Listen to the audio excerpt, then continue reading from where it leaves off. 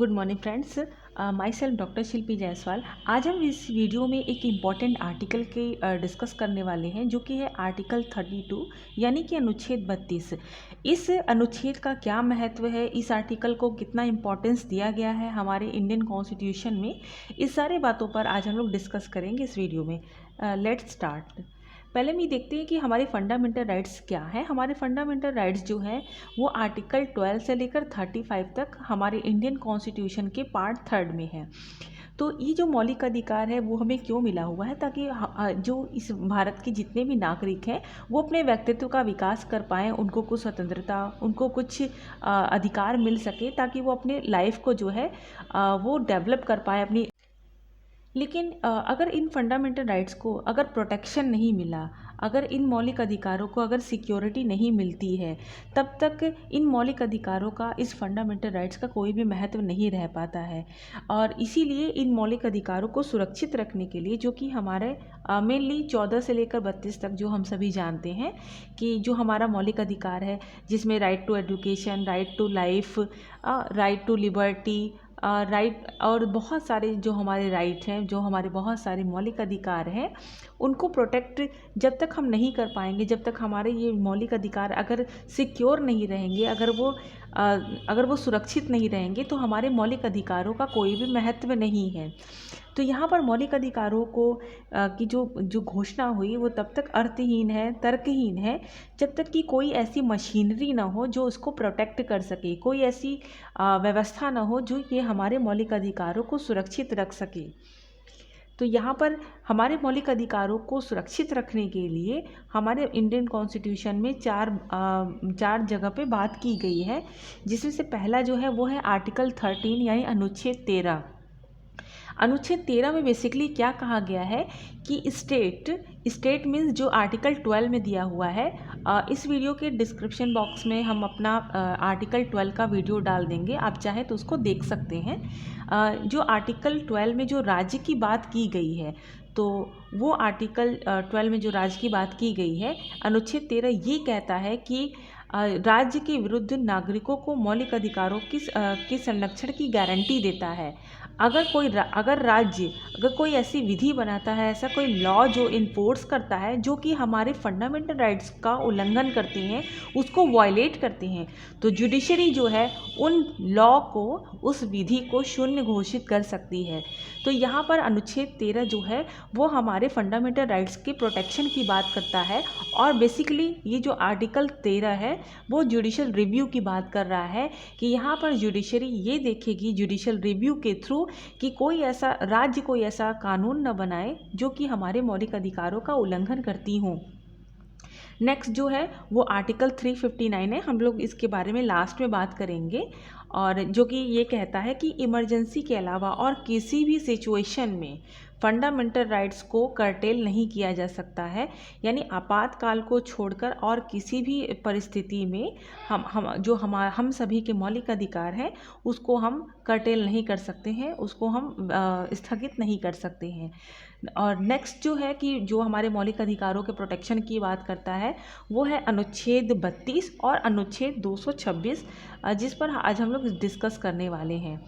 तो ये अनुच्छेद 32 क्या महत्व रखता है हमारे भारतीय संविधान में, तो आप ये देख सकते हैं कि डॉक्टर भीमराव अंबेडकर ने क्या कहा है कि अनुच्छेद 32 जो है वो हमारे इंडियन कॉन्स्टिट्यूशन का हार्ट एंड सोल है। ये जो डॉक्टर भीमराव अंबेडकर हैं, इनका ये मानना था कि जो हमारा अनुच्छेद 32 है वो कितना महत्वपूर्ण है। और डॉक्टर अंबेडकर के शब्दों में कि एक अनुच्छेद जिसके बिना संविधान अर्थविहीन है, और ये जो है संविधान के हृदय और आत्मा है। यहाँ पर जो आर्टिकल 32 की अगर हम बात करें तो वो कितना इम्पोर्टेंट है कि जो हमारे जो मौलिक अधिकार हैं वो अनुच्छेद 32 के तहत ही जो है हमारे मौलिक अधिकारों को सिक्योर किया जा सकता है। अनुच्छेद 32 कितना इम्पोर्टेंट है हमको इस स्लाइड से हम समझ सकते हैं कि आर्टिकल 32 जो है वो मौलिक अधिकारों के प्रोटेक्शन की बात करता है और आर्टिकल 32 जो है वो खुद में भी एक मौलिक अधिकार है। तो यहाँ पर डॉक्टर अंबेडकर ने आर्टिकल 30 को इतना इम्पोर्टेंट बताया है और इसको हम ये इस तरीके से भी समझ सकते हैं कि अगर किसी इंडिविजुअल की अगर फंडामेंटल राइट्स का वायलेशन हो रहा है तो वो आर्टिकल 32 का सहारा लेते हुए वो सीधे सुप्रीम कोर्ट में अपील कर सकता है। और इसके साथ ही साथ आर्टिकल 32 इतना पावरफुल है कि सुप्रीम कोर्ट भी आर्टिकल 32 के तहत किसी इंडिविजुअल के मौलिक अधिकारों को सुरक्षा कर सकता है। तो इस तरीके से ये जो आर्टिकल 32 जो है वो हमारे मौलिक अधिकारों के प्रोटेक्शन की बात कर रहा है। तो यहाँ पर जिस तरीके से अनुच्छेद 32 जो है उसका हम सहारा लेते हुए अपने मौलिक अधिकारों के रक्षा के लिए अगर एक इंडिविजुअल आर्टिकल 32 के तहत सीधे सुप्रीम कोर्ट जा सकता है, तो उसी की तरह आर्टिकल 226 का यूज़ करते हुए कोई भी इंडिविजुअल अपने मौलिक अधिकारों की सुरक्षा के लिए सीधे हाई कोर्ट भी जा सकता है। तो यहाँ पर आर्टिकल 32 अगर हम बात करें तो आर्टिकल 32 जो है वो सुप्रीम कोर्ट को ये पावर देती है कि वह 5 तरीके के रिट को इशू करे और इन जो रिट है उससे मौलिक अधिकारों जो है वो सुरक्षित रह सकते हैं।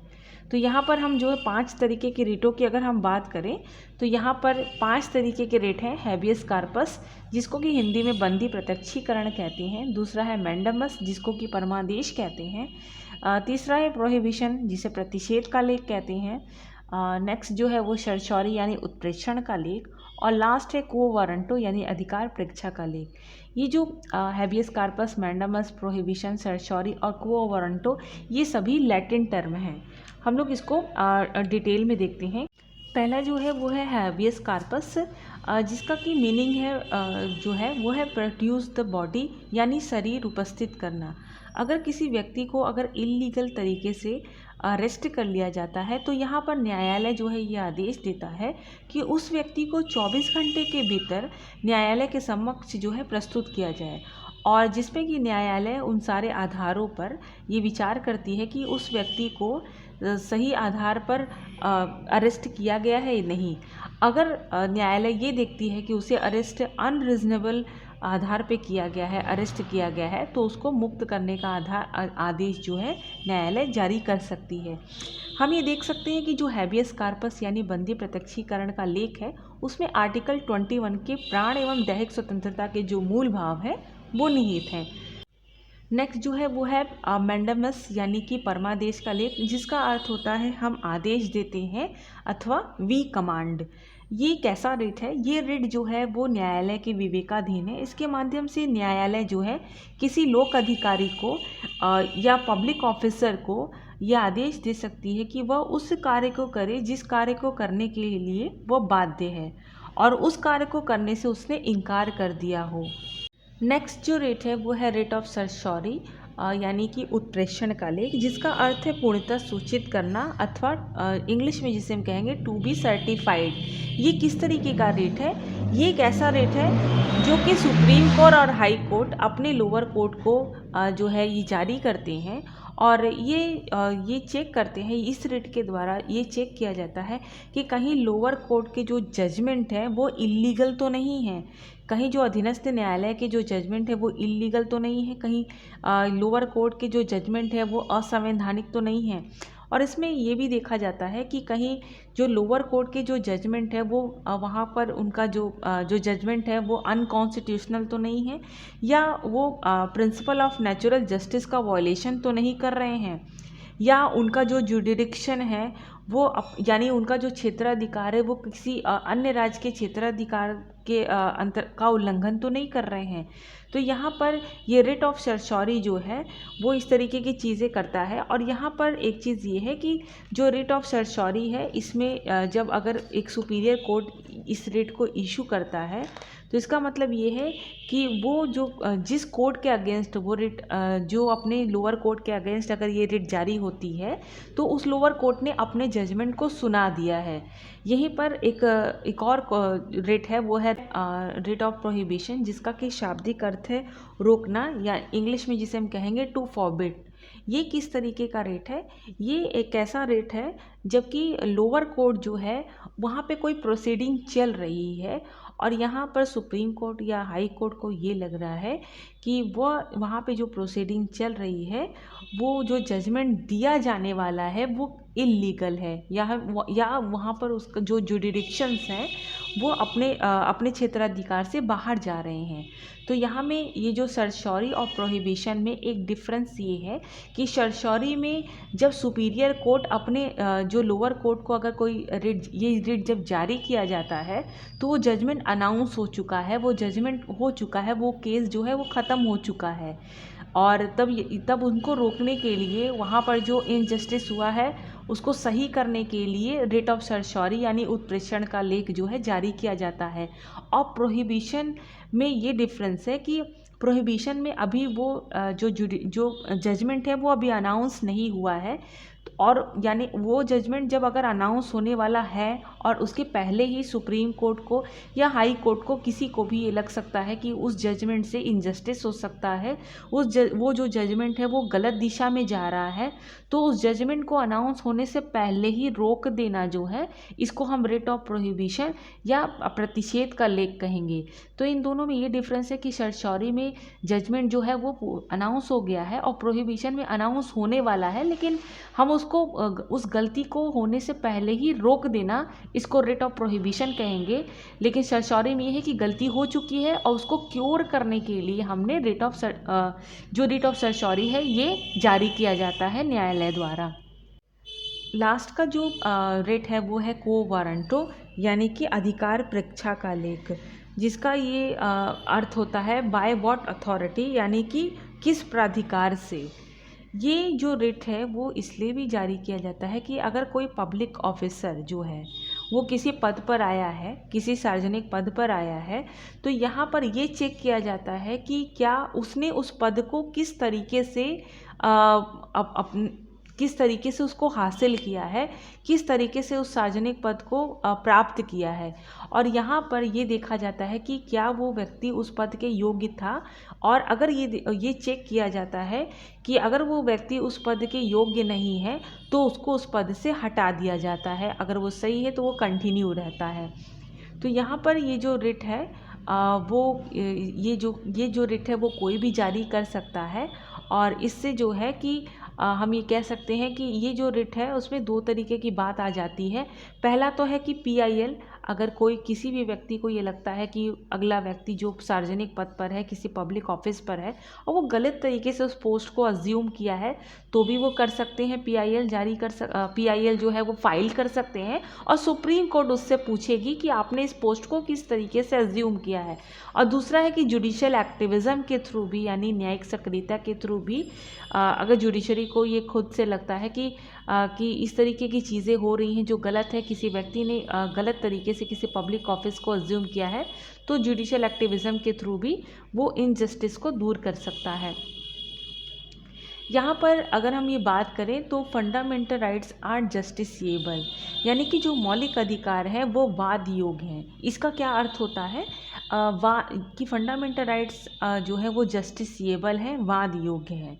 इसका मतलब ये है कि अगर हमारे फंडामेंटल राइट्स का वायलेशन हो रहा है तो हम इसको सुप्रीम कोर्ट में आर्टिकल 32 का सहारा लेकर इसको सुप्रीम कोर्ट इसको इन्फोर्स कर सकती है, यानी अनुच्छेद 32 का सहारा लेते हुए हम डायरेक्ट सुप्रीम कोर्ट में, और आर्टिकल 226 का सहारा लेके हम डायरेक्ट हाई कोर्ट में जा सकते हैं। यानी कि हमारे फंडामेंटल राइट्स को किसी भी तरीके से इसका उल्लंघन नहीं किया जा सकता, इसको वायलेट नहीं किया जा सकता है। और अगर इस तरीके की सिचुएशन होती है कि कोई भी व्यक्ति के किसी भी नागरिक के फंडामेंटल राइट्स का अगर वायलेशन हो रहा है, तो वो सुप्रीम कोर्ट या हाई कोर्ट के द्वारा अपने फंडामेंटल राइट्स को इन्फोर्स करा सकती है। यानी कि फंडामेंटल राइट्स जो है वो जस्टिसिएबल हैं, वाद योग्य हैं, और इनको कोई भी कर्टेल नहीं कर सकता है, इसका कोई भी वायलेशन नहीं कर सकता है। तो यहाँ पर जो है कि सुप्रीम कोर्ट और हाई कोर्ट के थ्रू जो है किसी के भी जो मौलिक अधिकार हैं वो इन्फोर्स में आ सकते हैं अगर उसका वायलेशन होता है